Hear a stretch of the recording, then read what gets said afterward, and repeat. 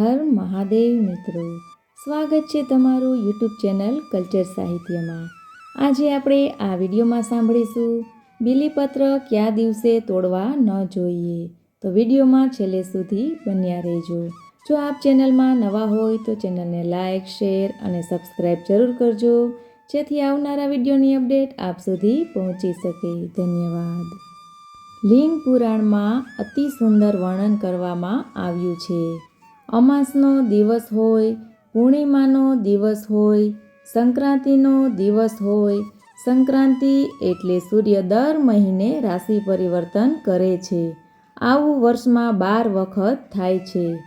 એ પછી ચતુર્થી, અષ્ટમી, નવમી, ચતુર્દશી કે પછી સોમવાર હોય તો આ દિવસોમાં બીલીપત્રના વૃક્ષ પરથી બીલીપત્ર તોડી શકાતા નથી, કારણ કે એ દિવસોમાં મા ભવાની બીલી વૃક્ષમાં હાજર હોય છે।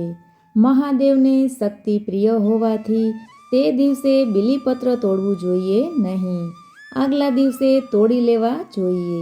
કોમેન્ટમાં હર હર મહાદેવ જરૂરથી લખજો।